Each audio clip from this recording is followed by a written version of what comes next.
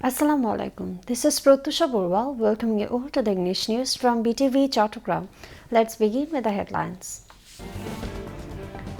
Pakistan's Joint Chief of Staff Committee Chairman General Sahir Shamshad Mirza discusses wide range of bilateral issues as he calls on Chief Advisor Professor Mahmood Yunus. Fishes from rivers and seas bringing back vibrancy to markets as ban on catching hilsa ends.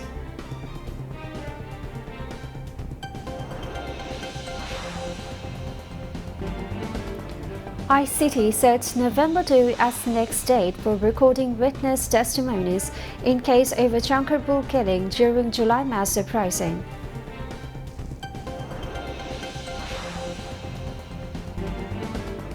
PNP sends letter to Chief Election Commissioner to reinstate previous provision in RPO.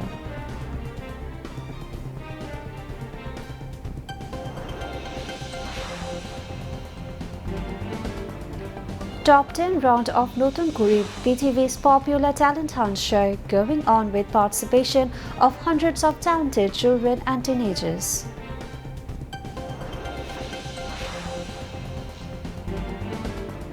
Number of SIM cards to be reduced to 7 to curb terrorist activities before next polls, says Home Advisor.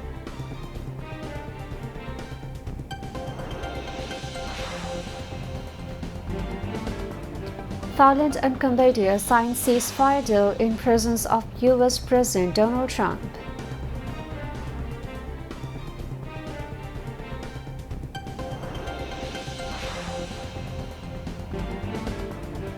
And three-match T20 series between Bangladesh and West Indies to begin in Chattogram tomorrow. Trophy unveiled at historic and aesthetic CRB premises.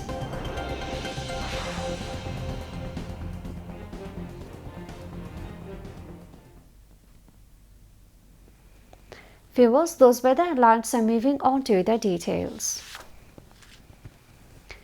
The visiting chairman of Pakistan's Joint Chiefs of Staff Committee, General Sahir Shamshad Mirza, paid a courtesy call on Chief Advisor Professor Mahmood Yunus at the State Guest House Yamuna in the capital late Saturday.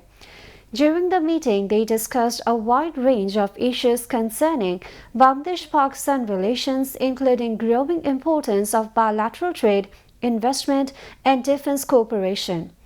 Emphasizing the shared historical, cultural, and people-to-people ties between the two countries, General Mirza expressed Pakistan's desire to strengthen cooperation in multiple sectors. He noted the vast potential for expanding trade, connectivity, and investment between Bangladesh and Pakistan. The two countries will support each other, General Mirza said, adding that a two-way shipping route between Karachi and Chittagong has already begun operations, while a Dhaka-Karachi air route is expected to open within months. Both sides also underscored the need to de-escalate tensions in the Middle East and Europe. They exchanged views on the growing challenge of misinformation and the misuse of social media by non-state actors to undermine peace and stability across various regions. Fake news and disinformation have flooded social media. It is being used to sow chaos. There must be a concerted global effort to combat this menace, the chief advisor remarked.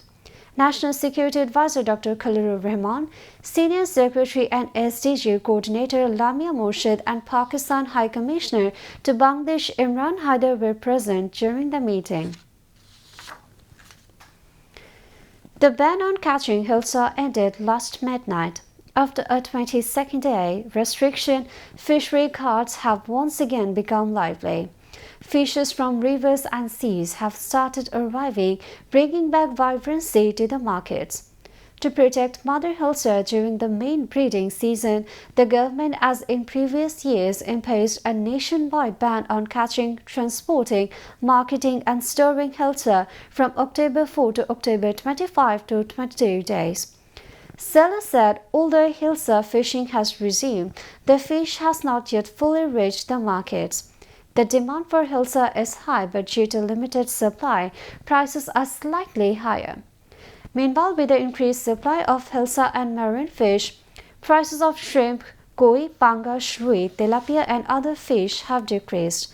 Depending on size, prices have dropped by 30 to 50 taka per kilogram. Traders said wholesale supply will increase further in the coming days and prices will also come down. At the same time, everyone expects the prices of other fish to fall as well. The International Crimes Tribunal set November 2 as the next date for recording witness testimonies in the case filed over the killing of 6 people at the Chankarpur in the capital during the July mass uprising. The Judicial Panel of Tribunal 1 issued the order today after completing the 12th day of witness examination in the case. Today, Abdus Salam, the 20th prosecution witness and an eyewitness to the incident, testified before Tribunal 1. Meanwhile, in the enforced disappearance case against Sheikh Hasina, Zaul Hassan and 9 others, the same tribunal has granted the prosecution until December 11 to submit the investigation report. Additionally, in 2 other enforced disappearance cases involving 30 accused, including former and current army officers, the tribunal has rescheduled the next hearing dates from November 20 to November 23, and in another case concerning the killing of 28 people in Rampura during the July movement, involving 4 accused, including 2 army officers, the date has been moved from November 5 to November 24. Earlier in the morning, 6 detained accused in these cases were produced before the tribunal. Voting must be done with one's own symbol even if forming an alliance. BNP does not agree with this amendment to the Representation of the People Order (RPO). Therefore, a letter has been given to the Chief Election Commissioner (CAC) from BNP's side to reinstate the previous provision in the RPO. A 3-member delegation of BNP met with Chief Election Commissioner AMM Nasruddin and submitted the application today. After submitting the application, Ismail Zabiullah, a member of the BNP Chairperson's Advisory Council, said BNP does not agree with the amendment the government has made to Article 20 of the RPO. In this case, the party wants the previous rule to be restored. He said they will inform the legal advisor as well along with the election commissioner to reinstate Article 20 of the RPO. Environment and Forest Advisor Saida Rizwana Hassan said, excessive river pollution, plastic waste and fishing nets are destroying the habitat of freshwater dolphins. She emphasized that, alongside the government, public awareness is also essential to protect this endangered species. Rizwana made the remarks today while speaking at a discussion held at the capital's Agargaon on the occasion of International Freshwater Dolphin Day. Environment Secretary Farhina Ahmed and Wildlife Conservation Society Country Director and dolphin expert Dr. Muhammad Jahangir Alam also spoke at the event. The environment advisor said the idea that when wildlife thrives, humans thrive must be spread widely among people. At the discussion, it was revealed that a recent survey found 2,082 freshwater dolphins across the country. The much-awaited top 10 round of Bangladesh Television's popular talent hunt program Notun Korea is going on.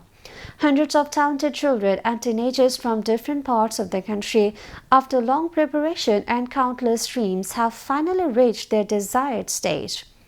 After nationwide selection and final screening, a total of 279 contestants are now competing on the main stage. Having passed through 3 rigorous phases of competition, they now stand at threshold of final round. On the 3rd day of the top 10 round, competitions are being held in 4 categories, which is recitation, classical dance, Rabindra Sangeet and patriotic songs. A total of 56 contestants participated on the 3rd day. The top 10 round will continue till October 29. From this round, the top 5 contestants from each category will move on to the grooming and final rounds. The Northern Korea top 10 round will run for 6 consecutive days, after which the contestants selected for the grooming phase will be announced. Home Advisor retired Lieutenant General Jahangir Alam Chaudhary said, "While a person can currently use up to 10 SIM cards under one name, the number will be reduced to 7 before the upcoming elections to curb terrorist activities. Eventually, the limit will be brought down to 2. He made the remarks today while briefing journalists after a meeting of the Advisory Committee on Law and Order at the Secretariat. The Home Advisor said, as incidents of fire have recently increased, fire stations across the country will conduct regular drills. He also urged the media to report any allegations of posting trade with the law enforcement agencies. Jahangir Alam Chaudhary further sought media cooperation to prevent the spread of rumors and misleading information on social media platforms. The 78th International Scientific Conference has begun at Chattogram Veterinary and Animal Sciences University, Sivassi today. The theme of this 3-day conference is Interdisciplinary Coordination of Schools and Aquatic Ecosystems for Improving Health, Food Security and Nutrition. Education Advisor Professor Dr. Chaudhary Rafiqul Abrar addressed the conference virtually as the chief guest held at Sivassi Auditorium. Sivassi Vice-Chancellor Professor Dr. Muhammad Lutfur Rahman presided over, while Sylhet Agriculture University Vice-Chancellor Professor Dr. Muhammad Alimul Islam, State University VC Professor Dr. Muhammad Akhtar Hussain Khan were the special guests on the occasion. The keynote speaker was Professor Emeritus Professor Dr. Alex G. Craig of University of Surrey, UK. The 3-day scientific conference will highlight ideas and research on multiple topics, including animal and poultry management, blue economy, food safety and processing, and genetics. This research and analysis will make a significant contribution to national food development, economy, and food security. Sivassi has been organizing international scientific conference since 2003. More than 500 researchers from various universities and research institutions in Bangladesh, India, Nepal, Vietnam, Thailand, and the United Kingdom are participating in this year's conference. Now, international news.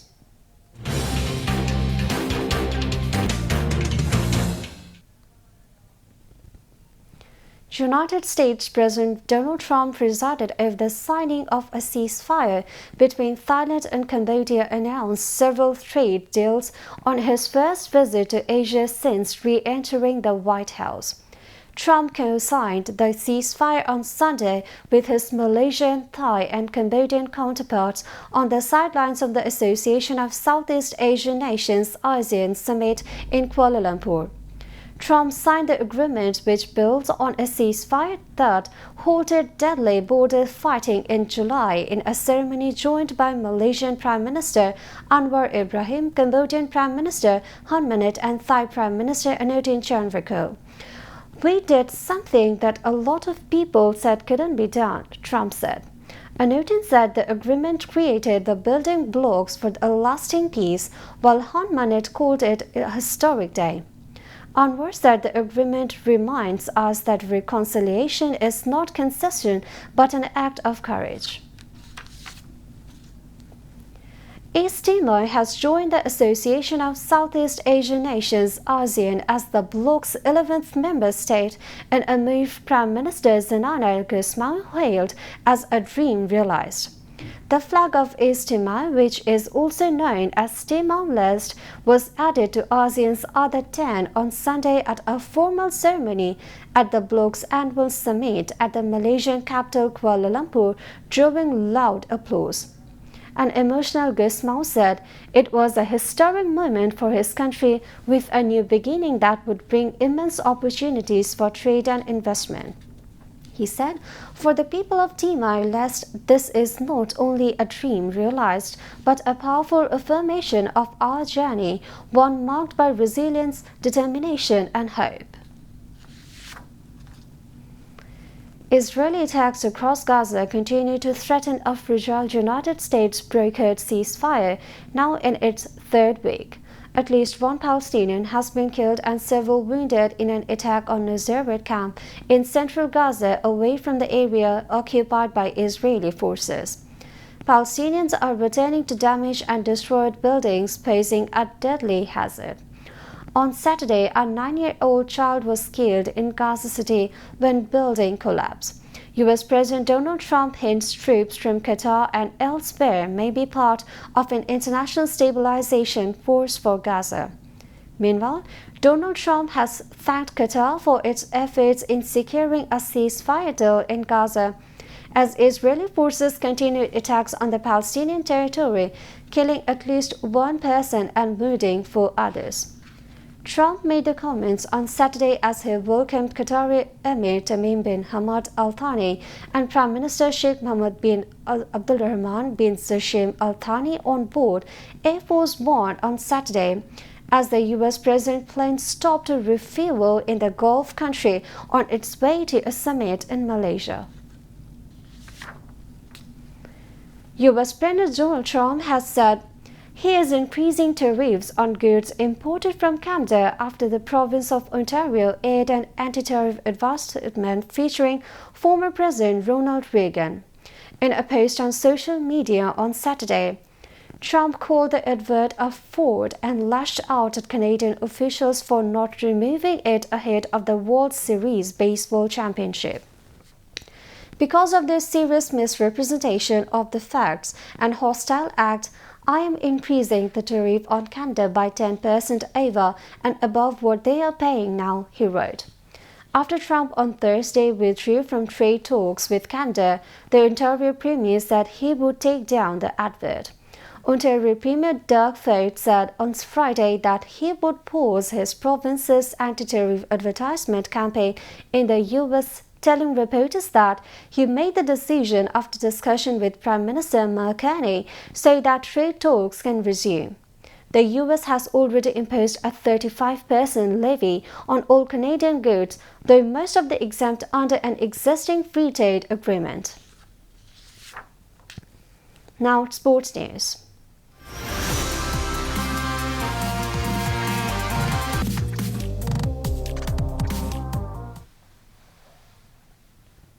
Cricket. The 3-match T20 series between Bangladesh and West Indies will begin in Chattogram tomorrow. The series trophy was unveiled today at the historic and aesthetic CRB premises in the port city. Bangladesh captain Liton Das and West Indies captain Shai Hope unveiled the trophy. After the trophy unveiling, the two captains took part in a photo session. The T20 series will begin at the Lieutenant Bir Shrishto Motiur Rahman Stadium in the Chattogram. The remaining 2 matches of the series will be held on October 29 and 31. Each match will start at 6:30 p.m. Meanwhile, Bangladesh and West Indies teams have been practicing since yesterday, keeping the T20 series in mind. Earlier, Bangladesh won the recently concluded ODI series in Dhaka by a margin of 2-1.